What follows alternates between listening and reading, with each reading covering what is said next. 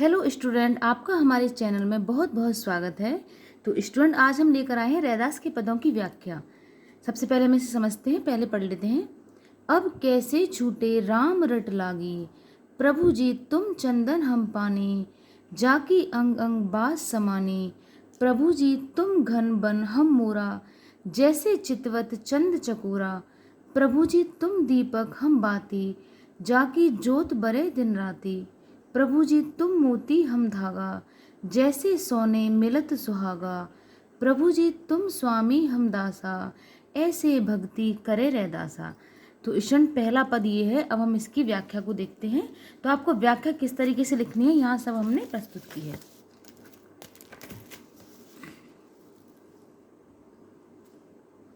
ये आप देख सकते हैं, रैदास के पद पंक्ति हमने पहले आपको पढ़ के बता दी है। देखो, संदर्भ मेरे हिसाब से सभी स्टूडेंट को आता होगा लिखना, फिर भी हम देख लेते हैं।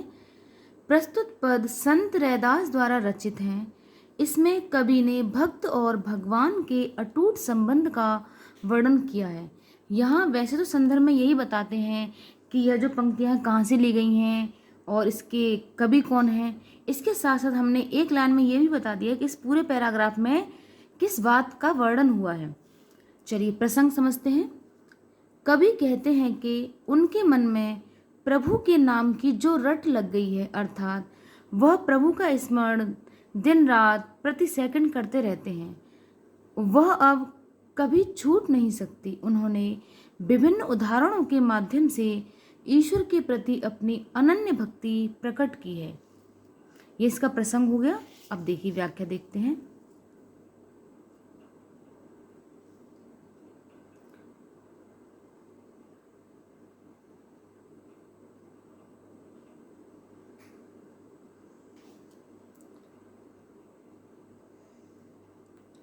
रैदास कहते हैं कि प्रभु यदि चंदन है, अर्थात भगवान क्या है, चंदन है, तो वे पानी, यानी तो हम क्या हैं, पानी हैं। जैसे पानी में मिलकर चंदन की सुगंध उसके अंग अंग में समा जाती है, वैसे ही प्रभु भक्ति भक्त के रोम रोम में बस गई है। अर्थात रैदास के हृदय में प्रभु के नाम का स्मरण होता ही रहता है। प्रभु बादल हैं और हम क्या हैं, हम जो भक्त हैं वो क्या हैं, मोर हैं, जो प्रभु को देखकर झूम उठता है। यानी जैसे ही बादल गरजते हैं या फिर जैसे ही पानी पड़ना स्टार्ट हो जाता है, वैसे ही जो भक्त रूपी मोर हैं वो नृत्य करना शुरू कर देते हैं। आगे कहते हैं, जैसे चकोर पक्षी चांद को देखकर उसे एकटक देखता ही रहता है। कहते हैं प्रभु दीपक हैं और भक्त उसकी बाती हैं। प्रभु क्या है, दीपक है और भक्त उसकी बाती है, जो दिन रात प्रभु की भक्ति की ज्योति में जलता है। आगे कभी कहते हैं कि हे प्रभु तुम बहुमूल्य मोती के समान हो। तुम क्या हो, बहुमूल्य मोती के समान हो, और भक्त उस धागे की तरह हैं जिसमें मोती पिरोए जाते हैं। यह मिलन सोने और सुहागे के मेल जैसा पवित्र है। अर्थात संत रैदास का और प्रभु की भक्ति का मिलन कैसा है, बहुमूल्य है। आगे कहते हैं, अंत में रैदास कहते हैं कि हे प्रभु उनके स्वामी हैं और वे उनके दास हैं। क्या कहते हैं रैदास, कि जो प्रभु हैं उनके क्या हैं, स्वामी हैं, और वह कौन है, उनके दास हैं, यानी उनके सेवक हैं। वे इसी दास भाव से प्रभु की भक्ति करते रहते हैं। अब यहाँ से हम देखते हैं स्टूडेंट काव्य सौंदर्य, कि इसमें कौन कौन से अलंकार आए हैं और कैसी भाषा है। सबसे पहले यहाँ से देखो, क्वेश्चन जो पुट हो सकता है वो ये हो सकता है, या फिर क्वेश्चन आए चाहे ना आए, लेकिन हमें ये ज्ञान होना चाहिए कि रैदास के पदों में रैदास की किस प्रकार की भक्ति का उल्लेख हुआ है। जैसे सूरदास की भक्ति किस प्रकार की है, सख्य भाव की है। मीरा की भक्ति कैसी है, माधुर्य भाव की भक्ति है। ऐसे ही संत रैदास की भक्ति कैसी है, दास्य भाव की भक्ति है। स्टूडेंट कैसी है, दास्य भाव की भक्ति। चलिए काव्य सौंदर्य देखते हैं। इसमें अलंकारों का प्रयोग हुआ है। देखिए अलंकार कौन कौन से हैं, उपमा, रूपक, अनुप्रास और पुनरुक्ति प्रकाश, अलंकारों का इसमें प्रयोग हुआ है। भाषा इसकी सरल सहज गेय ब्रज भाषा है। गेय ब्रज भाषा का मतलब क्या होता है, यानी इसको हम गा भी सकते हैं। वैसे तो ब्रज भाषा का प्रयोग किया गया है, भाषा सरल सहज और ब्रज भाषा है, लेकिन किस प्रकार की है, गाने वाली। इस यानी इनके पदों को हम गा गा कर भी सुना सकते हैं। इसमें अवधी और राजस्थानी के शब्द हैं। इसमें शैली कौन सी है स्टूडेंट, गेय पद शैली है इसमें। चलिए स्टूडेंट अब हम नेक्स्ट इसके जो पैराग्राफ है वो देखते हैं।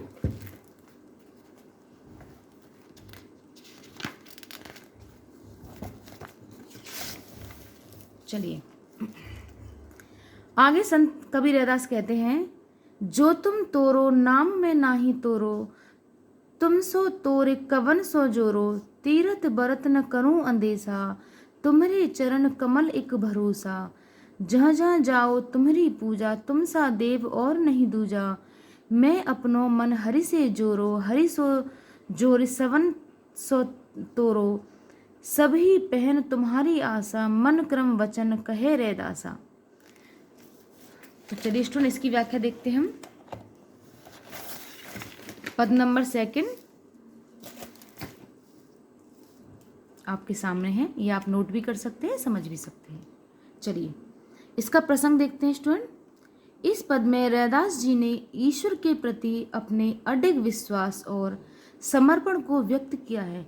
स्टूडेंट अगर आपको एक सच्चा भक्त बनना है तो आपको भगवान के प्रति अपना समर्पण भाव प्रकट करना ही पड़ेगा। आपको पूर्ण रूप से अपने भगवान के ऊपर समर्पण करना ही पड़ेगा और उन पर अपना जो विश्वास है वह बांधना पड़ेगा। तो चलिए व्याख्या में क्या कहते हैं संत रैदास। कवि कहते हैं कि हे राम, यदि आप मुझसे नाता तोड़ भी दें, यानी क्या कहते हैं कि अगर आप मुझसे रिश्ता तोड़ भी दो, अपना नाता भी खत्म कर दो, तो भी मैं आपसे नाता नहीं तोड़ूंगा, क्योंकि आपके बिना मेरा इस संसार में और कोई सहारा ही नहीं है। आपके बिना मेरे संसार में कोई है ही नहीं, आप ही मेरे सबसे बढ़कर हो। तो मैं आपसे रिश्ता कभी भी तोड़ नहीं सकता, आपसे मैं नाता कभी नहीं तोड़ सकता। मुझे किसी तीर्थ या कठिन व्रत की कोई आवश्यकता नहीं है। मैं अपने केवल प्रभु के श्री चरण कमलों पर पूरा भरोसा करता हूँ।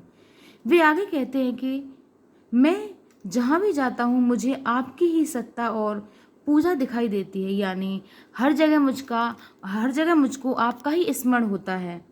मैं कहीं भी चला जाऊँ मुझे आपकी ही प्रतिमा हर जगह दिखाई देती है। आगे कहते हैं, आपके जैसा इस दुनिया में कोई दूसरा है ही नहीं जो भक्त का उद्धार कर सके। कवि ने अपना मन केवल ईश्वर से जोड़ लिया है और संसार के अन्य सभी मोह बंधनों को तोड़ दिया है। वे मन क्रम वचन से हर समय केवल ईश्वर की ही आस लगाए रहते हैं।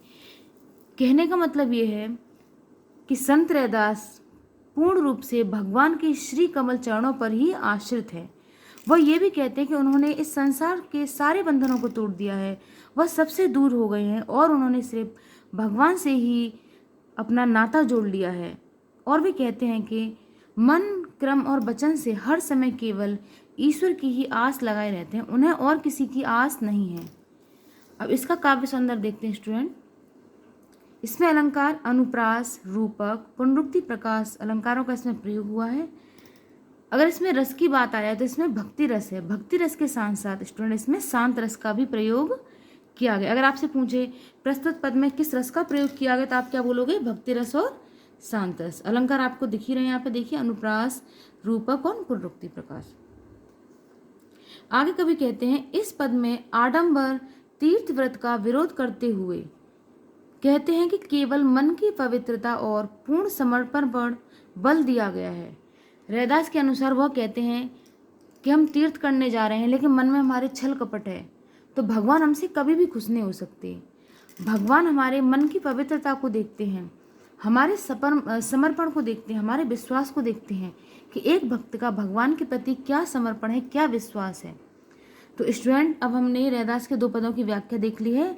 अब हम मिलते हैं नेक्स्ट वीडियो में, जिस वीडियो में हम रैदास के जो भी इम्पोर्टेंट क्वेश्चन हैं, जो कि आपकी गंगा जो बुक है उसमें जितने भी क्वेश्चन हैं वो हम सभी देखेंगे। तब तक के लिए स्टूडेंट आप सभी का धन्यवाद। मिलते हैं अगली वीडियो में। आप हमारे चैनल को सब्सक्राइब कर सकते हैं। आप सभी का धन्यवाद।